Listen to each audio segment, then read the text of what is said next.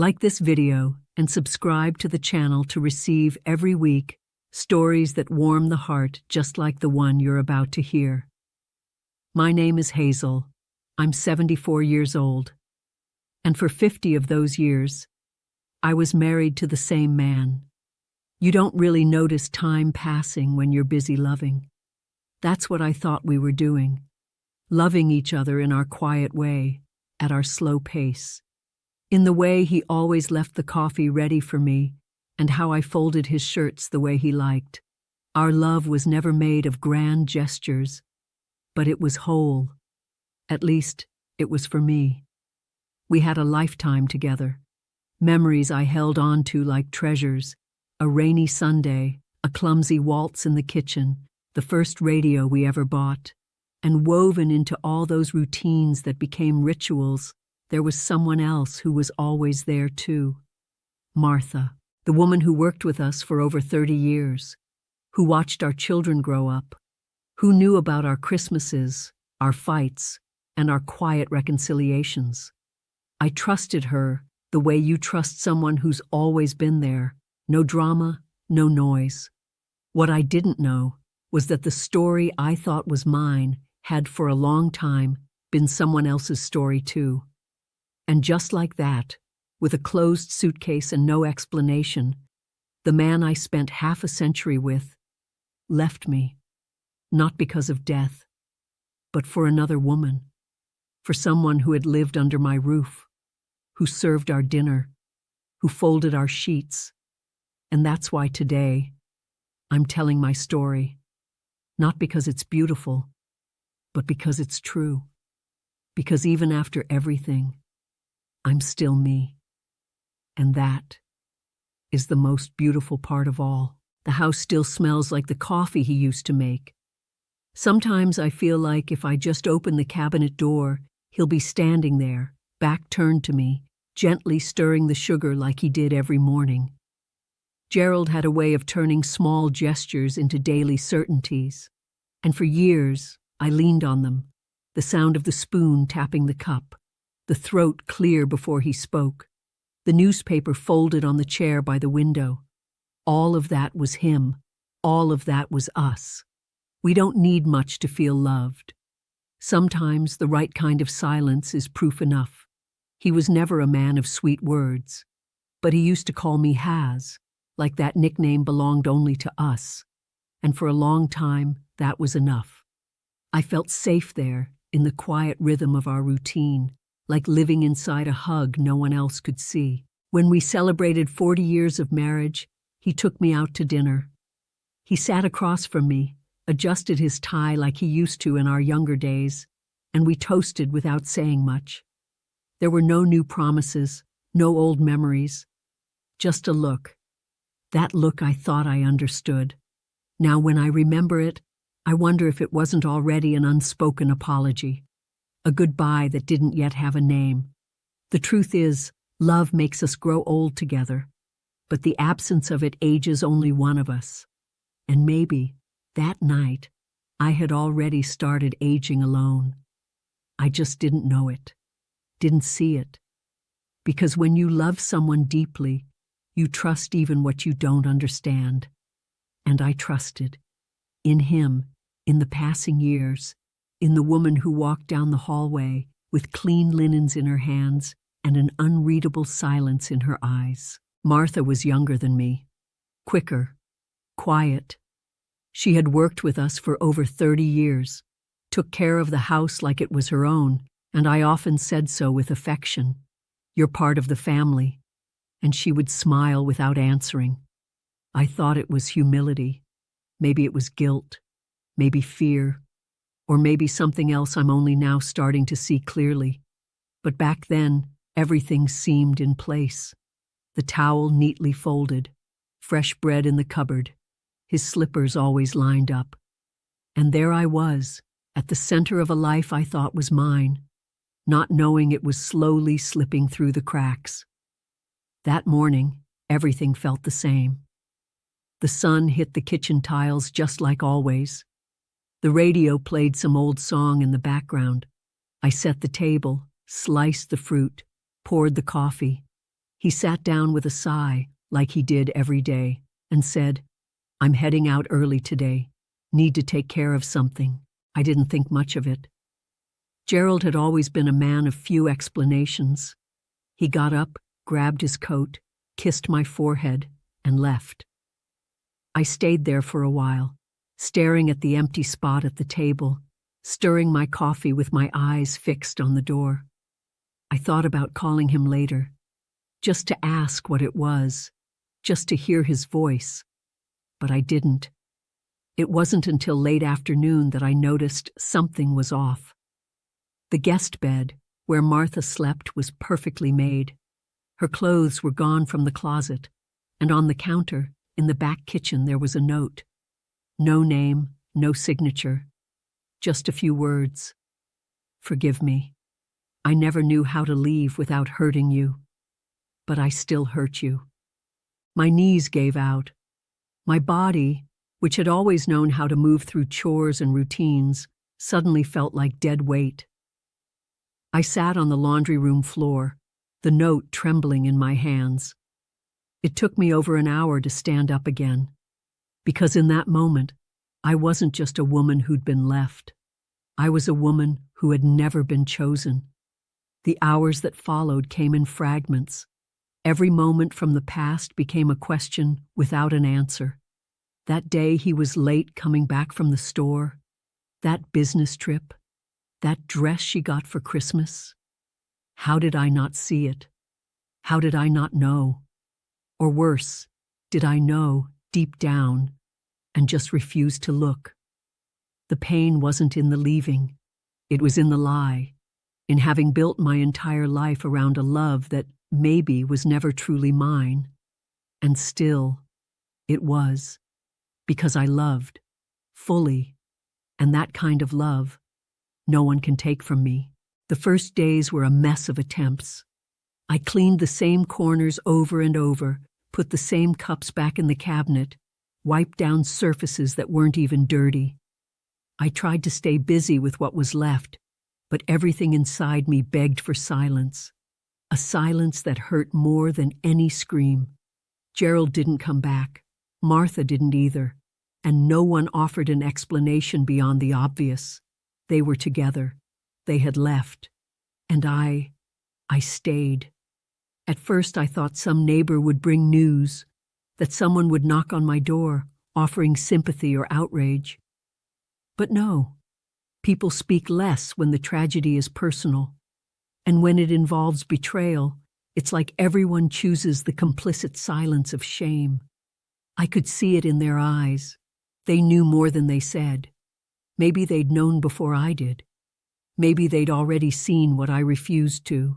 The worst part wasn't the scandal. It was the emptiness, the absence of his keys landing on the entry table, the sound of Martha's footsteps in the hallway, her perfume still lingering in the closets. Their presence never fully left the house, but it left me. And I started to feel like forgotten furniture, like a story abandoned halfway through the sentence. One afternoon, I went into our bedroom, sat on the edge of the bed. His drawers were empty, but I found one thing left behind, a single sock, just a plain white sock. I held it like it meant something, but it was just a piece of clothing, forgotten. And still, I cried like I was holding a goodbye note. After days locked away, I called my daughter, Diane. She tried not to sound shocked, but her voice trembled. "Mom, I'm coming over." And she did, with flowers, with quiet tears, with carefully chosen words. But no words fix a break that comes without honesty. That comes wrapped in cowardice. She stayed with me 2 nights, then she went back home, and I stayed again. This time, with a flower on the table and a hollow in my chest. Deep down, I knew no one could stay for me. This wasn't the kind of loneliness you cure with company. It was the kind you have to face head on. The kind that demands you look yourself in the mirror and see a woman alone, whole even after being broken. I started opening the drawers in our bedroom more slowly. I realized that in some of them, there were still pieces of his clothing, and each one seemed to carry a memory. The blue tie he wore to Diane's wedding, the linen shirt he wore on our 25th anniversary, the brown blazer that, for some reason, always made me smile. I couldn't throw them away, but I couldn't hold them for long either, so I folded each piece carefully and placed it back, like someone tending to an altar. That's when I found the wooden box. It was in the back of the closet, hidden behind a stack of blankets, an old jewelry box where he kept little things notes, old coins, scraps of paper. I opened it with trembling fingers, and there it was, a letter, yellowed with time, in my handwriting, from our first year of marriage. It said, "Even when you're silent, I can still hear your love." I held that paper in my lap. I wondered if it was still true. I don't know why he kept it. Maybe as a memory, maybe as irony, or maybe because some part of him knew that one day he would lose me, that if he ever left, that letter would be the last time he'd truly hear my voice, the voice of the woman who believed in him, who loved him with blind faith, who thought love was enough. The problem is, love alone doesn't hold a marriage together. No one ever taught me that. They taught me to be faithful, to care for the home, to stand by his side, to trust. But no one taught me how to notice when I was being slowly left behind, when love turned into habit, when habit turned into performance. That night, I lay in bed and closed my eyes as if the pillow still held his scent. But there was nothing left, just space, the exact void of someone who leaves without saying goodbye, the exact absence of someone who never had the courage to love me completely. And that's when I started to understand. He didn't leave all at once. He left in pieces, and I stayed behind in silence, picking up every one of them. I tried not to think, tried to keep my hands busy, my eyes distracted, but the body knows, and the soul, it feels before it understands. I started waking up in the middle of the night for no reason, as if something deep inside me kept trying to remind me that my life had become an echo of footsteps that wouldn't return, an echo of voices that would never call my name with affection again. It was on one of those nights that I walked into the dark living room, turned on the lamp, and saw the flower vases Diane had left. They'd been there for days, roses, lilies, chrysanthemums, and all of them still alive. I got closer and ran my fingers over the petals with a softness I didn't know I still had. That's when I realized, even without fresh water, even without constant care, beauty can still survive. I cried right there, standing in the quiet, surrounded by furniture and silence. I cried for me, for the woman I was, for the woman who loved, for the woman who stayed. But more than anything, I cried for the woman who believed, because there's a secret kind of pain in trusting with your whole heart, only to find out that what you were protecting had already been given to someone else. The next morning, I opened the closet for real, took out the clothes he left behind, one by one. I didn't throw them away. Not yet. But I folded them, packed them, put them in a box on the top shelf where I wouldn't have to see them often. Every fold was a quiet goodbye. Every piece, a story I chose not to relive. When I finished, there was space left, literal emptiness, and strangely, a bit of relief. I sat on the floor of the bedroom and stayed there for a long time, doing nothing, just being. For the first time in weeks, I heard the sound of my own breathing, the feel of my skin against the floor, and for the first time, I felt that I still existed, without him, without her, without knowing what would come next. The pain was still there. But in that moment, it no longer swallowed me whole. It was like a fresh scar, still raw, but already beginning to heal. The memory that hurt the most wasn't a big moment. It wasn't a birthday, a dinner, a trip. It was an ordinary morning, one of those when the radio plays an old song, and he rested his chin on my shoulder while I sliced the fruit. That was it. Wordless intimacy, effortless affection. And that's exactly where everything was hidden.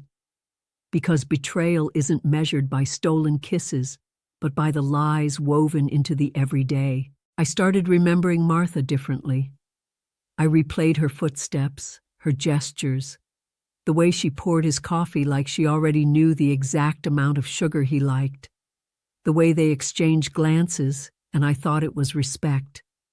Maybe it was, but maybe it was also a secret. And for so long, I was the only one who didn't know. I felt anger, but not the way I expected, not explosive, destructive rage. It was a quiet kind of anger, almost sad, the kind that says, "Why didn't you let me go sooner? If you were already together, if you already had what you needed, if you were already sharing something, why didn't you set me free? Why did you let me believe until the very end that our marriage was still alive, still whole?" That's the cruel part of some goodbyes. They don't arrive like an ending. They arrive like a revelation. And revelations taste bitter like wasted time, like the version of myself I was, for someone who never truly chose me. That night, I sat at the table with a blank notebook. I picked up a blue pen, wrote 3 words. I am enough. I stared at them for minutes. It didn't feel like much, but it was everything I had at that moment. And maybe it was everything I needed. Because even though it still hurt, something inside me had started to shift. It wasn't forgiveness. It wasn't strength. It was just a step, a small step, but it was mine. Days started to have names again. Monday, Tuesday, Wednesday. Before, they were just empty spaces between pain and silence. Now, they began to take on a different rhythm. I wasn't making plans yet, but I could open the windows in the morning and breathe without choking. The birds kept singing, and as strange as it felt, life was moving forward without him. I began to notice the small gestures that had stayed with me, the way I folded the sheets, the care I gave the plants on the balcony, the habit of setting out 2 coffee cups, even though I was alone. For a while, I left them both there. One for me, one for the person who would never return. Then slowly, I started using just one, and it hurt less than I expected. One day, while going through the drawers of the dresser, I found an old brooch. It had belonged to my mother. A worn metal cameo with the image of a Victorian woman. She used to say, "Wear this when you need to remember who you are." I never thought much of it, until that day. I pinned the brooch to my chest, and for some reason, I felt like my mother was with me, like all the women who came before me were.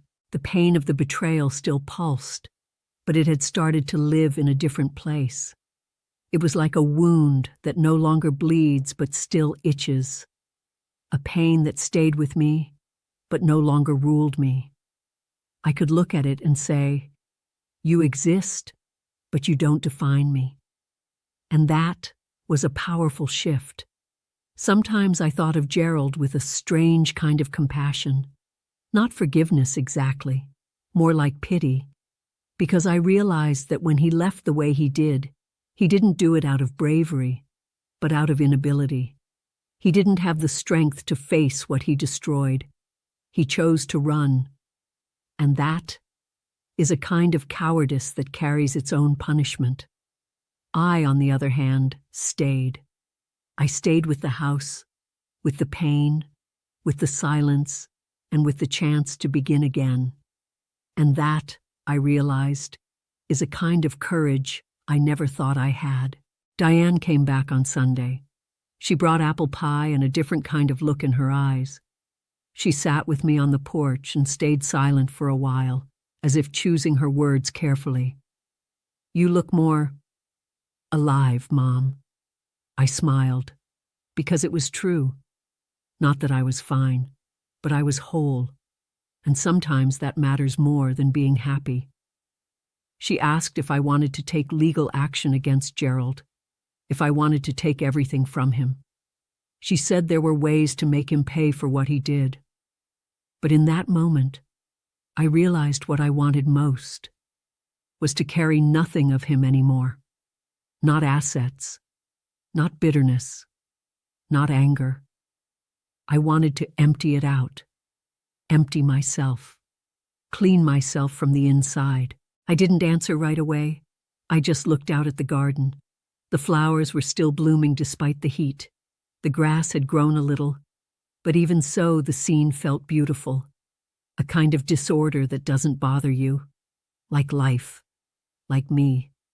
So I said, what he took from me can't be fixed with paper, and what I still have, he'll never be able to take. That afternoon, for the first time since he left, I went out for a walk to the town square. I put on a light dress, took my small purse, and walked slowly. Not from weakness, but by choice. I wanted to feel every step, every breeze on my face, every breath that still belonged to me. And it did. I saw couples, children running, older people holding hands. I felt a little ache, but also a kind of freedom I hadn't felt in a long time. No one expected anything from me, and I didn't expect anything from anyone either. It was just me and the world outside, and for the first time, I felt there was a path that didn't lead back to him, that didn't lead to anyone, a path that started exactly where I stood. Some mornings still hurt more than others. All it took was a song on the radio or the smell of fresh coffee to make my heart stumble again. But I didn't fall anymore. I took a deep breath, looked at the clock on the wall, at the light filtering through the curtain, and reminded myself, I'm still here. I'm still me. I started attending a small reading group at the town library. It was quiet, simple. Most of the women were over 60. We read novels, short stories, sometimes poems. One day, they asked me to read a passage aloud. My voice faltered at first, but when I finished, the others clapped gently, and I realized my voice was still with me. I just had to relearn how to use it. Little by little, I began reshaping the house too. I changed the bedspread, moved the paintings around, bought flowers for the kitchen. With every little change, it was like I was saying, this house is mine, no longer a shared space, no longer filled with silences and lies, just mine. A home rebuilt from the ruins of what had collapsed. On one of the shelves in the closet, I found an old photograph. Gerald and I, young, at a spring picnic. I was laughing. He was looking at me with a tenderness that now felt made up. I thought about tearing it up, throwing it away. But I didn't. I put it in an envelope and tucked it into the last drawer of the desk, because even the things that hurt were once part of who I was. At one of the reading group meetings, a woman asked if I was a widow. I hesitated for a few seconds before answering. Then I said, no, but I was left as if I were. She looked at me in silence, then smiled and said, then be your own companion now. That stayed with me for days, like a whisper that said, you can. One late afternoon, I sat on the porch with a glass of wine. Alone. No radio, no book, no distractions. Just me and the sounds of the street, the crickets in the distance, the wind in my hair. And that's when I understood. Solitude, when lived well, isn't absence. It's space.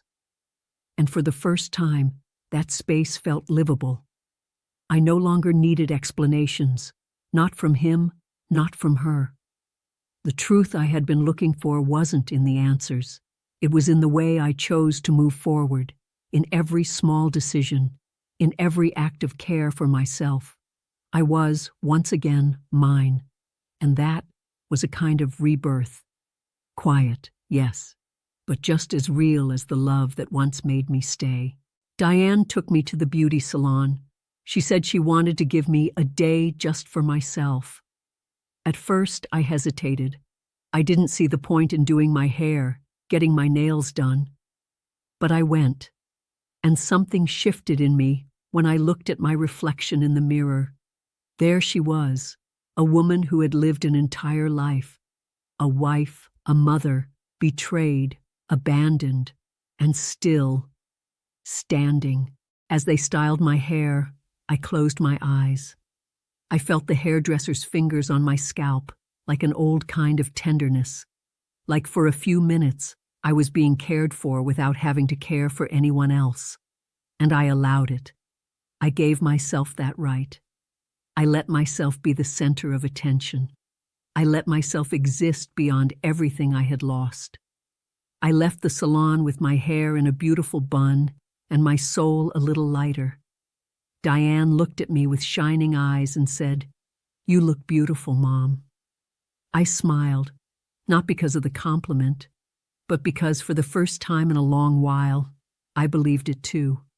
I was beautiful, even with the wrinkles, even with the scars, or maybe because of them. We came home and she insisted on taking a picture of me. I posed with a glass of wine in hand, sitting on the porch, smiling with my eyes. She said she wanted to remember that moment, and I understood why. It was the moment I finally came back to myself.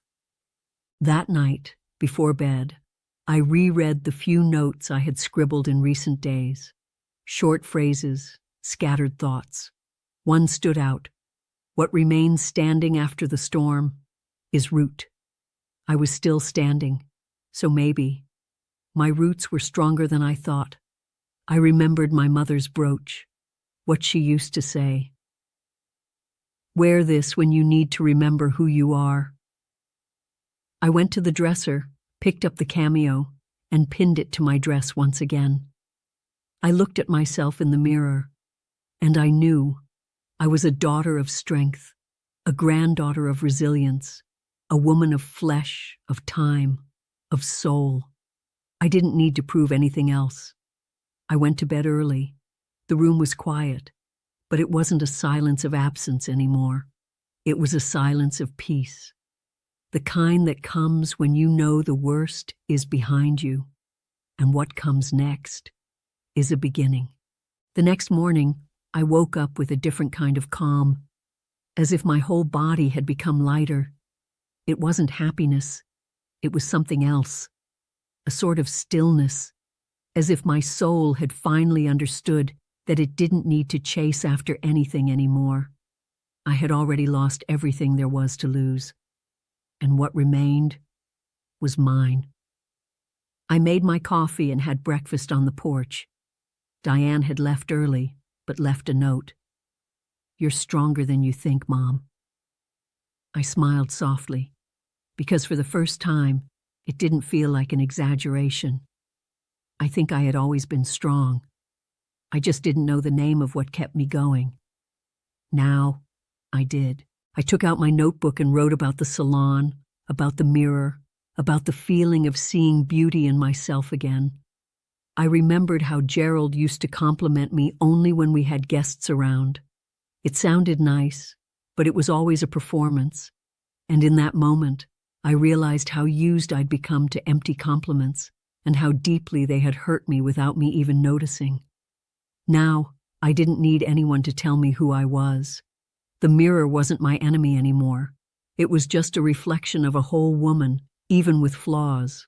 A woman who no longer needed approval, only recognition from herself. I went out to buy bread at the bakery. The girl at the register smiled kindly. A man held the door open for me. Simple things, but they reminded me that the world still exists.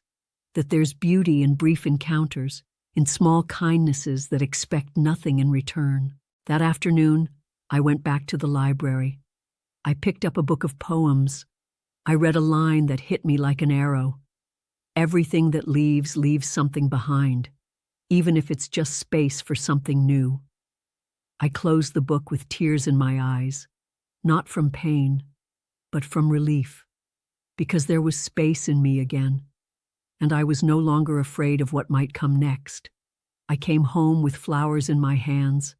I placed them in the living room, and it hit me.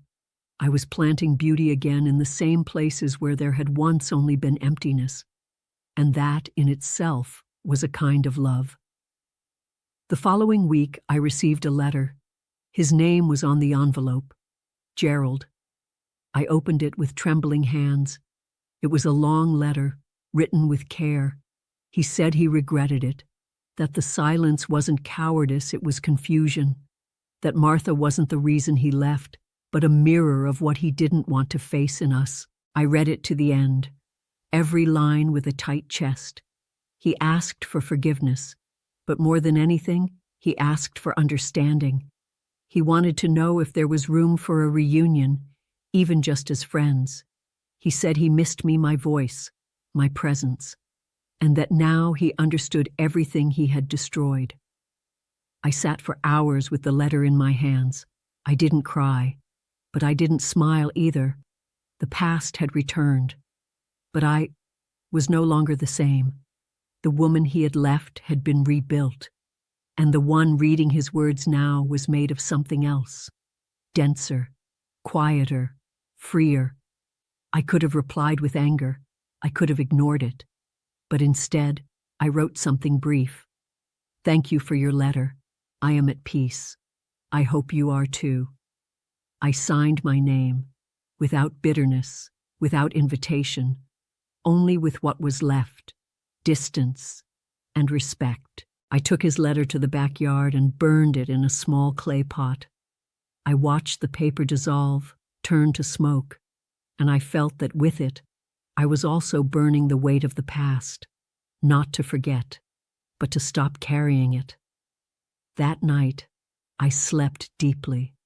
For the first time in months, no dreams, no restlessness, just sleep. And when I woke up, there was something new in my chest, a silence, light, as if I had finally come back to myself, whole. After that night, everything seemed to shift.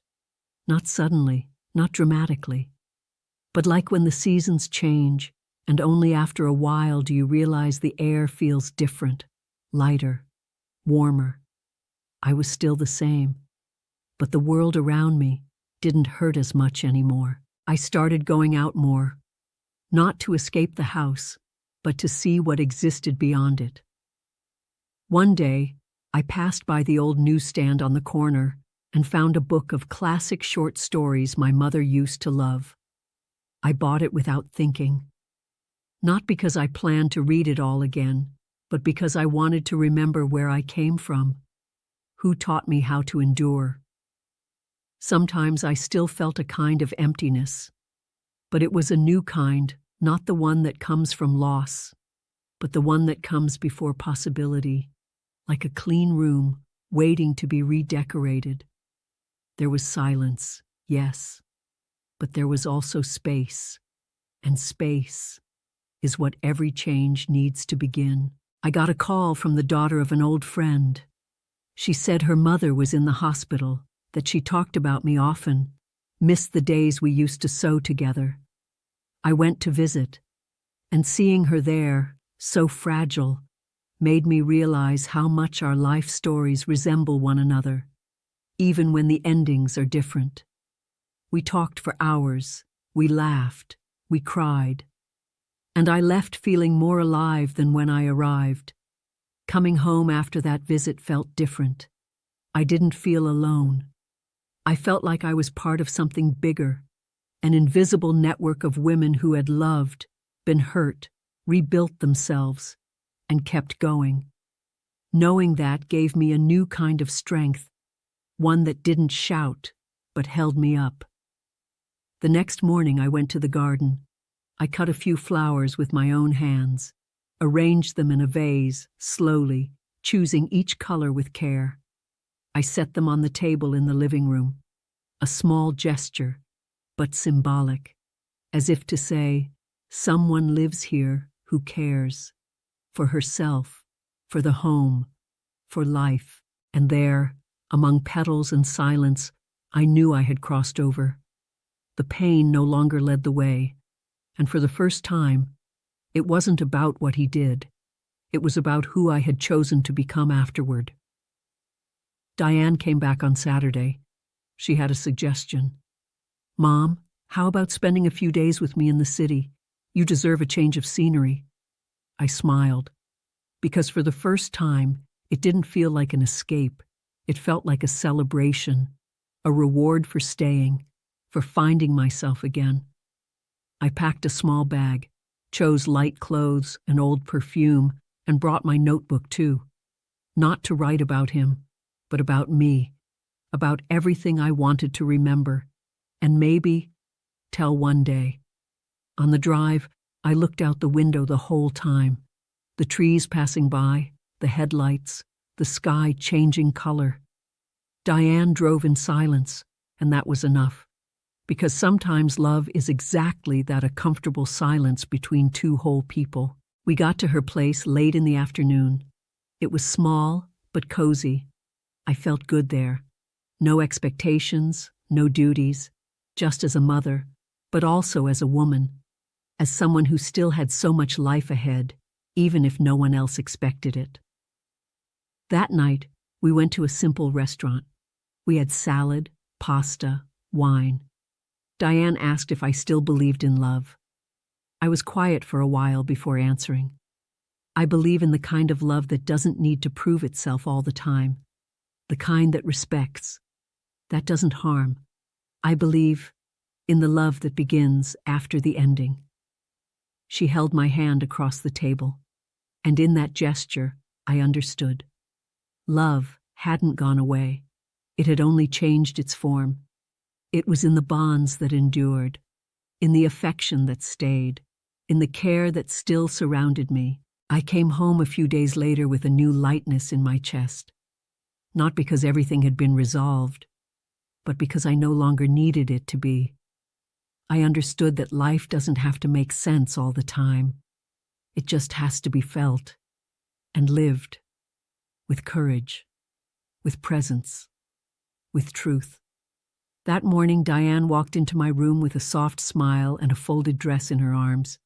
It was olive green, linen, with subtle buttons and an old brooch on the chest. She said she wanted to see me wearing it not to impress anyone, but so I could see myself with new eyes. I changed in silence, taking my time. When I looked in the mirror, a quiet surprise rose inside me. I looked beautiful. We went out to the front porch, and she asked to take a photo. I hesitated. I didn't feel the need to capture anything, but she gently insisted, saying that version of me deserved to be remembered. I sat in the rocking chair, holding a glass of wine. The afternoon sun poured its light over everything, making the flowers brighter and the sky deeper. I closed my eyes for a moment. When I opened them, Diane was looking at me with tenderness. "Just one click," she said, and clicked. My face didn't carry sadness or effort. It was the face of someone who had finally made peace with what she lived and with what she didn't. Smiling in that moment felt like coming up for air after being underwater for too long. I never expected a photo to feel like a rite of passage, but it did. Diane got emotional. She showed me the image on her phone. I barely recognized myself, and at the same time, I saw myself clearly. I wasn't the same woman from months ago. And although there was still pain, it now lived side by side with peace. We hugged right there, between potted flowers and the distant sound of a bird. We didn't say much. We just felt it. Sometimes love lives in what goes unspoken, in what stands steady in silence. Diane told me she was proud. that she admired the woman I had always been, but even more so the one I was allowing myself to become now. She said wounds healed with courage create new kinds of beauty, and that if she ever went through something similar, she hoped to have half my dignity. I simply held her hand tightly and smiled again. Not for her, but for me. For the first time, that night before bed, I left the brooch resting on the sink. I touched my face with the palm of my hand. The skin was warm, the eyes calm. I closed the door gently and walked to bed. The cool sheets welcomed me like an old embrace. And there, alone, I understood that maybe starting over isn't about starting from zero, but about continuing with more truth. I was ready for the end and for whatever came next. We had dinner at her favorite restaurant, a small, cozy place with low lighting and the scent of basil in the air. We sat side by side, like two old friends who had been through something important. I ordered red wine. She did too. We didn't talk about the past or what had hurt us. That night was about the now and the kind of love that stays, even when everything else changes. Diane held my hand across the table. Her fingers were warm, steady. She said she was happy to see me doing well, that it wasn't just the absence of tears, it was the presence of something new in my eyes, a calm glow, a quiet strength, and I knew what she meant, because I felt it too. For the first time in a long while, my soul didn't feel tight. We drove home in silence. When I walked in, I went straight to the bookshelf. The letter was still there. I picked it up carefully, almost reverently, but it didn't hurt like before. It no longer carried the weight of humiliation. Now, it was just paper, a fragment of what once was, and I no longer belonged to that time. I took a deep breath and walked out to the yard, letting the night wrap around me like a soft blanket. I lit a match. The flames lit up my face for a few seconds. I placed the letter in the small fire I had made and watched it disappear. There were no tears, no anger, just a strange kind of gratitude for everything that pain had taught me, for having led me back to myself, even through messy paths. Watching the paper turn to ash felt like clearing space for solid ground. When I came back inside, Diane was already asleep. I walked through the living room, down the hallway, and into my bedroom with the calm of someone who no longer runs from herself. I lay down with a lightness in my body, like something inside had finally settled. There was no euphoria, no sorrow, just a quiet sense of belonging. As if, after all these years, I had finally come home to my own inner home. I closed my eyes and smiled into the dark. And in that silent moment, I realized this wasn't the end. It was just another turn in the road. Life hadn't stolen love from me. It had simply taught me to love in a different way. In me, for me, and maybe one day, again for someone else. But for now, this was enough. To be at peace with myself. Because that is the most beautiful kind of freedom. I don't know exactly when the pain became memory. It happened slowly, like everything true does. One day, I noticed his name didn't sting like before. The memories weren't thorns anymore. They were seeds. And I understood that some of life's losses only make us grow. Today, at 74, I don't see myself as a woman who was left. I see myself as someone who learned to stand even when the ground gave way. Someone who learned to love herself in silence. Who, without realizing it, had prepared her heart for the moment life would surprise her again, because life always does. I started sewing again, walking alone to the farmer's market, laughing out loud at old movies. I allow myself small joys, small luxuries, a new bedsheet, a planted flower, a blank notebook. Of course I have days of sadness, but they no longer paralyze me. They just remind me that I'm alive. The longing didn't disappear. It simply found its place.